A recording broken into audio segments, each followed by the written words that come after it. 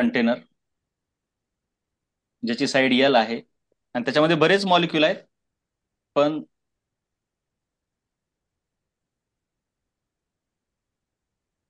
थांबा, त्याची side L आहे, त्याच्यात मॉलिक्यूल बरेच आहेत.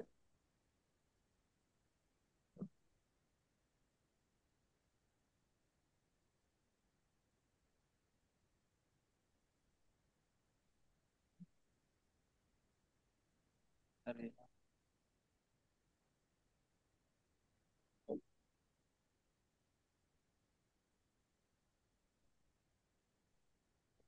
आणि ते कुणीकडे पण पळाले, पण त्यांचा एक्स साईडचा कंपोनंट व्ही एक्स आहे, म्हणून त्यांनी एक्स साईडची लेंथ एक्स ऍक्सिसच्या अलॉंग एल आहे असं आपण पकडलं होतं, राईट. एक्स हा त्याचा कंपोनंट व्ही एक्स आहे, त्याची टोटल व्हेलॉसिटी व्ही आहे, जी की तीन कंपोनंट बनल्या, V x plus V Y plus V Z, हे माहिती आहे ना. आणि व्हीचं हो मॅग्निट्यूड सर. आपण कसं देत असतो, V X square plus V Y square plus V Z square असं लिहितो का आपण. हो. किंवा हे जर आपण कट केलं, हे जर स्क्वेअर कट केला, हे स्क्वेअर रूट जर कट केला तर इकडं स्क्वेअर होते, बरोबर का. हो. हम्म. ठीक, चालतं.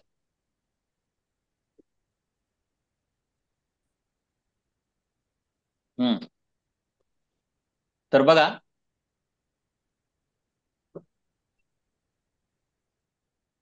तर ह्याच्यामध्ये आपण मग काल काय बघितलं, जर एका मॉलिक्यूलचा विचार केला, त्याचा x component of velocity V X आहे, तर आपण बघितलं की चेंज इन मोमेंटम, मेन म्हणजे आपल्याला प्रेशर काढायचंय, हे विसरायचं नाही. प्रेशर म्हणजे काय असतंय, फोर्स अपॉन एरिया. आणि फोर्स म्हणजे काय असते, ह्या फोर्सचा जर विचार केला तर change in momentum with respect to time, delta P by delta T, किंवा आपण असं टी लिहितो. म्हणजे आधी चेंज इन मोमेंटम काढायचं, चेंज इन मोमेंटम फोर्स काढायचा, फोर्स डिवाइड बाय एरियावर प्रेशर काढायचं. एवढं कळलं का. आपल्याला हे तीनच गोष्टी करायच्या, हो sir. Momentum, force, pressure. Momentum, force, pressure, right. Pressure. हा. मग चेंज इन मोमेंटम काय होणार, हे बघा इथं, final momentum minus minus initial initial. Momentum, right. मग फायनल मोमेंटमचा विचार केला,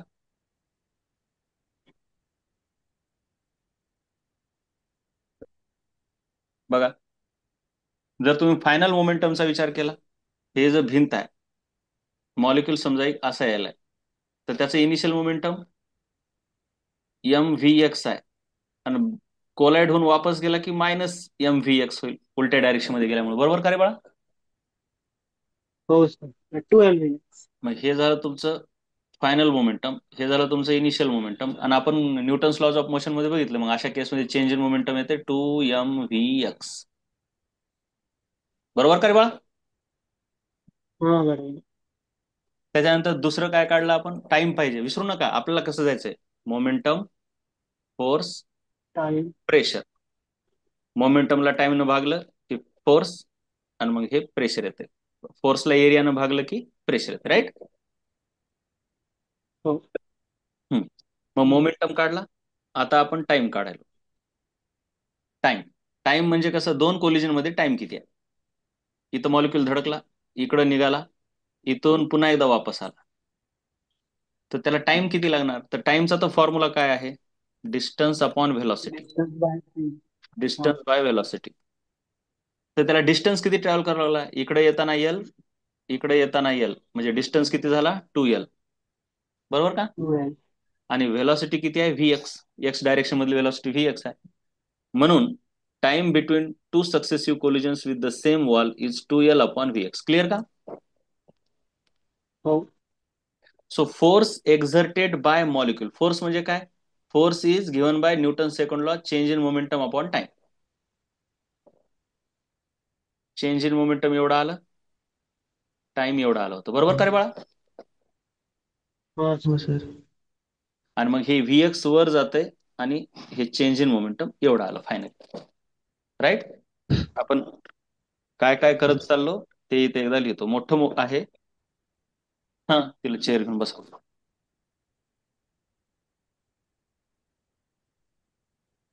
बघा, काहीच नाही, डेरिवेशन किती मोठं असलं तर त्याला स्टेप्स मध्ये डिव्हाइड करायचं असते आणि पाठ करून टाकायचं असते. हम्म. तर आपण पहिल्यांदा काय काढलं, चेंज इन मोमेंटम, जे की 2m vx आलं. त्यानंतर टाइम काढला, जे की 2l/vx आलं. त्याच्यानंतर फोर्स काढला, जे की change in momentum upon time आहे. आणि त्याचा डायरेक्ट फॉर्म्युला जर आपण मी लिहिला, तर हे 2 कटून गेलं, तुम्हाला सांगितलं होतं ना खाली. आता ह्याला जर डिव्हाइड केलं तर हे 2 कटतंय आणि हे vx वर जाते, बरोबर का रे? हो हो. सर. तर ते येत आहे VX M VX mvx² L. ते आला फोर्स. आता फोर्स एल. नंतर प्रेशर काढायचे. पण हे force applied by one molecule आहे. हे काय, force applied by one molecule one आहे. मॉलिक्युल. बरोबर का रे बाळांनो? हम्म. हो सर.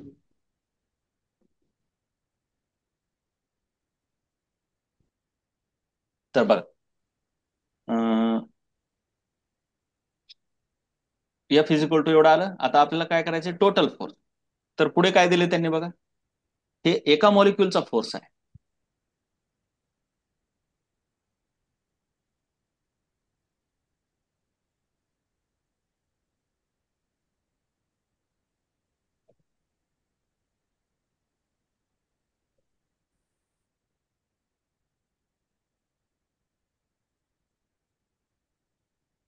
हम्म. बघ, हा आहे एका मॉलिक्यूलचा फोर्स. एका मॉलिक्यूलचा फोर्स किती आला होता, for one molecule force mvx² by L, बरोबर का? आता प्रत्येक मॉलिक्यूलचा फोर्स हो म्हणजे सर. काय, सर्वांची बेरीज. प्रत्येक मॉलिक्यूलचा फोर्स म्हणजे काय, सर्वांची बेरीज. बरोबर का रे बाळांनो? हो सर. हा, फॉर ऑल मॉलिक्युल्स. मी आता इथं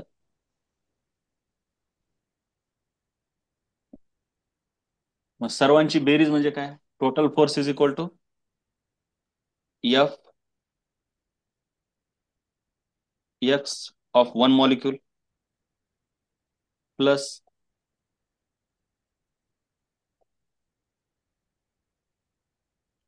एफ, अरे,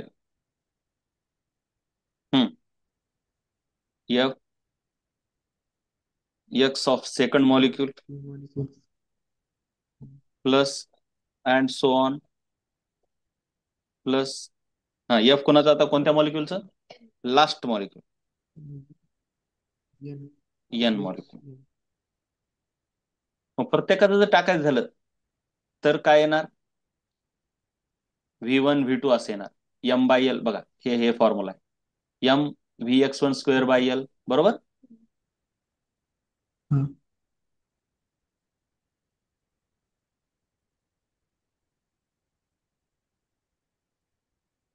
इज इक्वल टू, काय येणार प्रत्येकाचं बघा, mvx1² by L plus mvx2² by L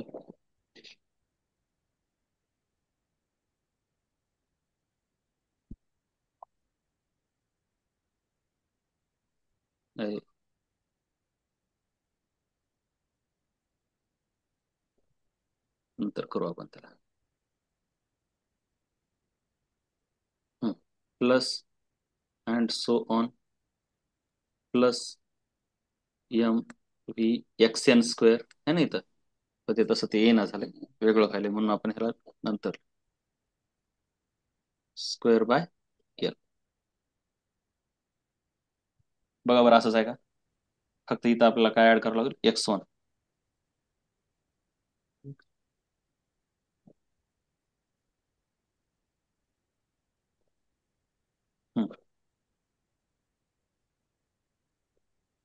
x2, इथं काय कळलं. X N. मग ह्या सर्वांमधून कॉमन काय निघतंय, मग सांगा बरं जरा. M L. एम आणि m/l एम येते बाय का एल. कॉमन. हा सर. हा. So is equal to this. So मग पुढे काय लिहिलंय बघा.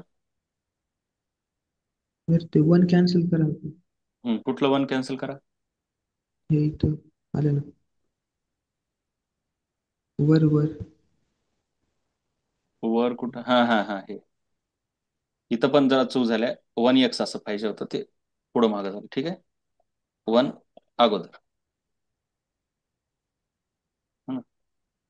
काय फरक पडत नाही एवढा, पण ठीक आहे, कारण खाली अगोदर लिहिलंय ना.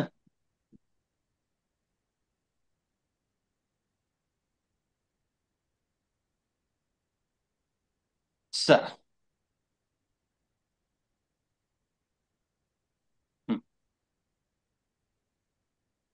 तर तुमच्याकडे हे फोर्सचा हा फॉर्म्युला आला मग, राईट. दाखवलं ना कसा आला ते. हो एम बाय एल कॉमन निघाले. मग पुढे काय तुम्हाला, प्रेशर. प्रेशर काय असते, force upon area. Force upon, आता तुमचं एरिया. हे क्यूब आहे, असा क्यूब आहे ना हे. आता मॉलिक्यूल येऊन ह्या भिंतीला लागायला, कोणती भिंत, ABCD है ना, ही शेडेड. हिची लेंथ एल आहे, हाईट पण एल आहे, मग हिचा एरिया काय, एल स्क्वेअर. म्हणजे force by L square. Force by L square. So pressure is equal to force upon area. दिसलं का हे. हो फोर्स सर. तर हा आहे, हे बघा फोर्स, बरोबर का. हो. आणि एरिया हा आहे, बरोबर का. हा. मग हे एम बाहेर आलं, आणि हे एल आणि एल स्क्वेअर काय म्हटलं, एल क्यूब, आणि हे वर एम, एल कळलं. क्यूब. आणि मध्ये हे राहिलं, हे जरा नीट बघा, हे काय आहे ते, हे नीट बघा. दिसलं हे, दिसलं एवढं. मग आपण हो. हे जे आलंय त्याला इक्वेशन 1 म्हणू आपण ह्याला, बरोबर का. हो sir. But he RMS velocity नाही.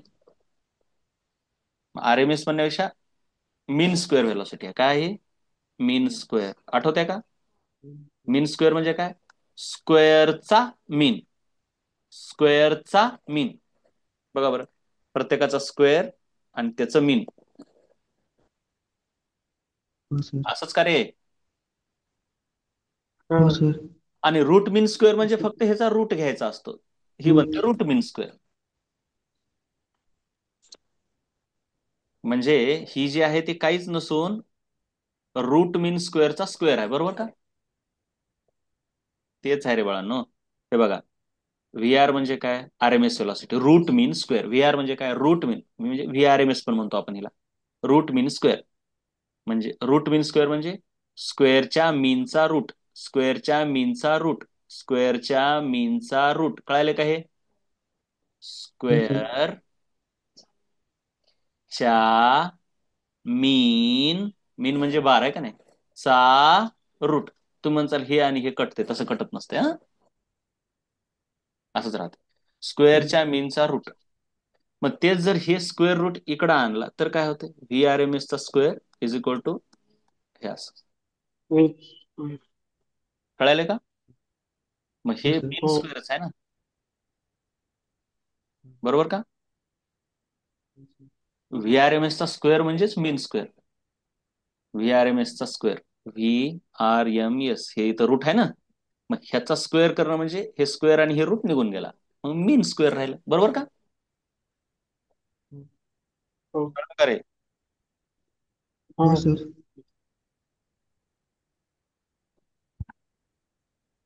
तर मग हे N इकडे गेलं. मग N तिकडे गेल्याच्या नंतर हे बरोबर NVX स्क्वेअर असं येते का बघा जरा. Number of particle multiplied by this. बघा हो जरा, सर. हे इज इक्वल टू, आलं का रे. हो सर. मग आता हे कुठं आहे, हे कुठं आहे, हे बघा, हे इथंच आहे काय, हे दिसलं काय, 1 मध्ये हेच आहे काय. सर्वांच्या स्क्वेअरची बेरीज आहे, बरोबर का. हो सर. मग सर्वांच्या स्क्वेअरची बेरीज म्हणजे काय, N इंटू मीन स्क्वेअर. मग ह्याच्या ठिकाणी इथं टाकू का हे, हो सर. म्हणून म्हटलं पुट इन इक्वेशन 1. तर M/L क्यूब, दिसलं का हे, M/L क्यूब इथं, आणि ह्याच्या ठिकाणी काय टाकलं, एवढं टाकलं, बरोबर का बघा. हो सर. दिसलं का, कळलं का. हो सर. मग इज इक्वल टू काय येतंय, हे एम गुणिले एन येते, बरोबर का? एन एन हाँ इंटू एन. आणि खाली येते व्हॉल्यूम, हे एल क्यूब म्हणजे काय? Volume volume. वी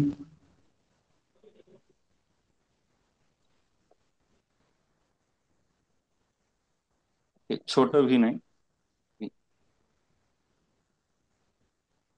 इथं V is equal to L cube is काय? वॉल्यूम बोला, इज काय? Volume volume volume of gas का गॅस मॉलिक्यूल का कंटेनर?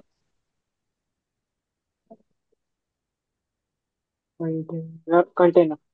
राईट. टेनर हो सर हाँ. हेअर म्हणा किंवा व्हेअर म्हणा. राईट, एवढं क्लिअर आहे आता? मग हो ह्याला सर इक्वेशन, ह्याला इक्वेशन नंबर 2 म्हणून ठेवून दिलं. सध्या तर आलं इक्वेशन बऱ्यापैकी, पण तरी थोडं राहिलं, आता 1/3 याच राहिलंय ना.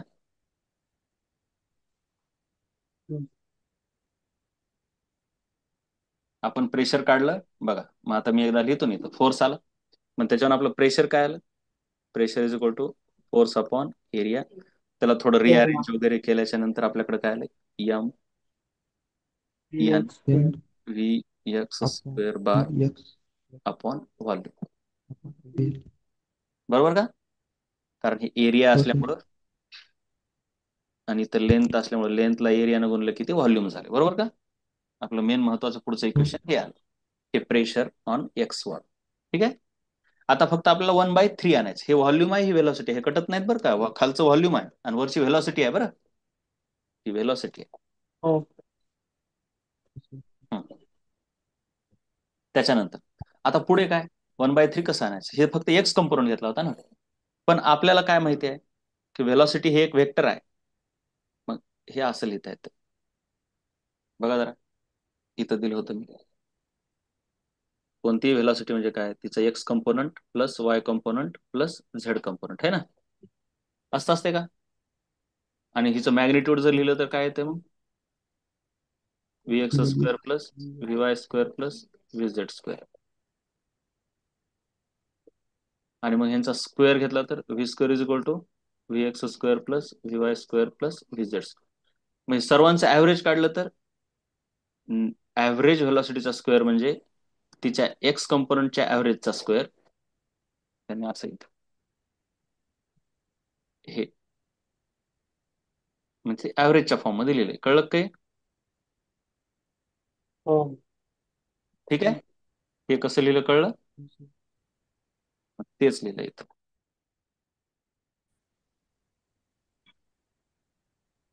हम्म, हे बघा लिहिलं इथं. आणि इज इक्वल टू 3vx² केलं, कारण हो सर एक्स कंपोनंटचा ऍव्हरेज बरोबर वाय कंपोनंटचं बरोबर झेड कंपोनंटचा ऍव्हरेज येणार. कारण का तर काय फक्त एक्सच दिशेने मॉलिक्यूल वाहिलेत का? सर्वच दिशेने वाहिलेत, मग सर्वांची ऍव्हरेज सेमच येणार आहे. मग ह्याची पण व्हॅल्यू व्हीएक्स म्हणता येते, हो. ह्याची पण व्हॅल्यू तीच आणि ह्याची पण व्हॅल्यू व्हीच, म्हणून ह्या सर्वांना मिळून काय लिहिलं? 3vx². आणि हे वी कशानं? By symmetry. सिमेट्री म्हणजे एक्सला पण तेच महत्व, वायला पण तेच महत्व, झेडला पण ते महत्व. ह्याला म्हणते सिमेट्री, सर्व बाजूनं सेम, पुन्हा कोणतीही वेलोसिटी जास्त नाही. ठीक आहे. हो सर मग ह्याच्यावरून काय येतं? हे 3 जर खाली आणलं 1/3 1/3 होतं.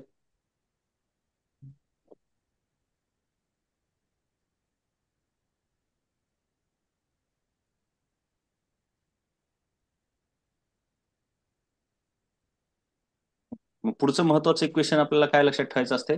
आपल्याला सिद्ध करायचंय की ह्याला 1 म्हणा काहीतरी, but vx² is 1/3 of v². बरोबर का? बस मग हे इथं टाकलं की वन हो. बाय थ्री येऊन जाते, बरोबर. आणि बाळांनो, हे हो. व्हेलॉसिटी आणि व्हॉल्यूम मध्ये कन्फ्युज होऊ नका बरं का.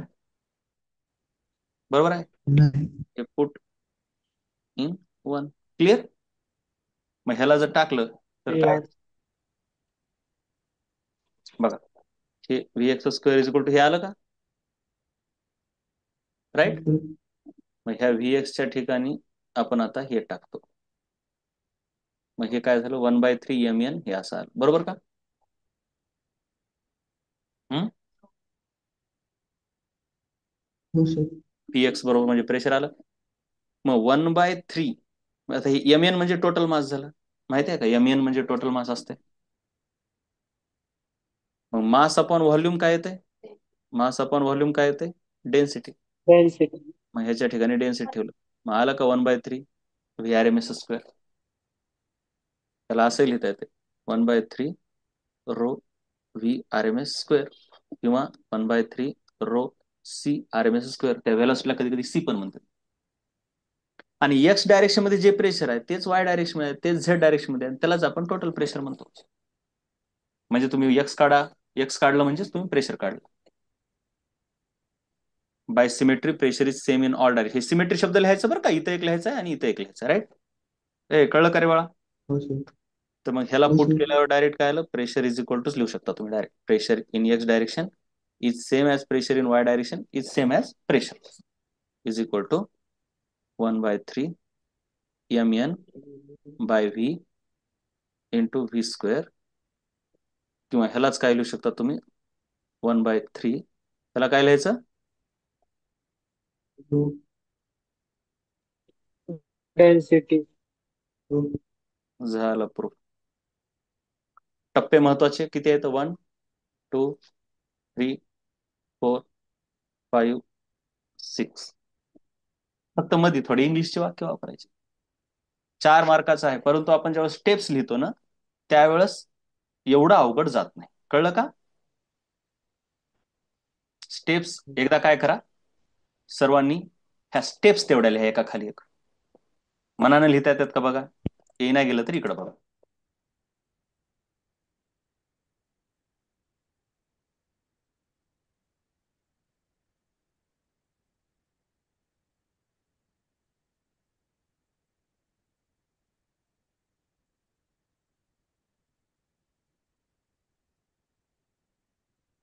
लिहा बरं एकदा सर्वांनी.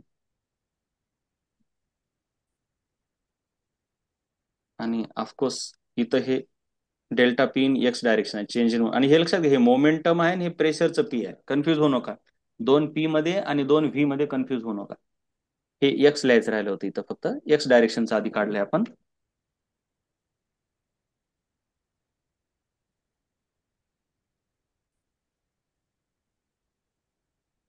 चला थोडस पुढे आता एक महत्वाची नोट लिहून घ्यायचं. आता हे झालं, हे डेरिवेशन झालं, परंतु कायनेटिक एनर्जीची थोडीशी नोट जे की आपण ऑलरेडी बघितले आहे. कायनेटिक एनर्जी वेगवेगळ्या फॉर्म मध्ये आहे बघा, हे ऑलरेडी लिहून दिले. कायनेटिक एनर्जी पर मॉलिक्यूल वगैरे वगैरे. त्याला ई लिहितात किंवा केई पण लिहितात, काय असं फरक पडत नाही. ठीक आहे.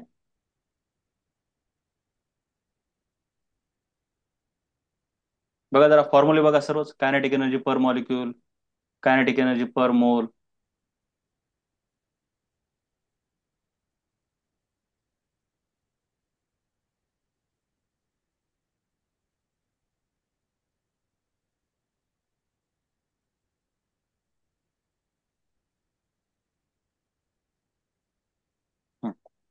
सर्व फॉर्म्युले एकदा बघून घ्या.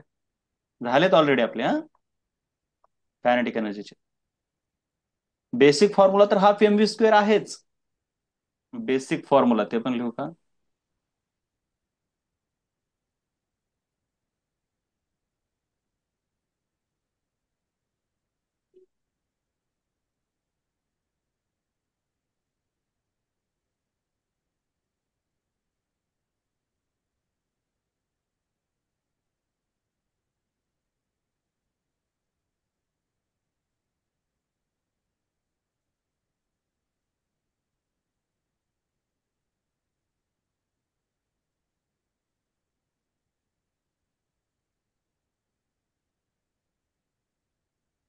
कायनेटिक एनर्जी टोटल हे तर आहेच, हे तर आहेच, पण हाफ एम व्ही स्क्वेअर पण आहे.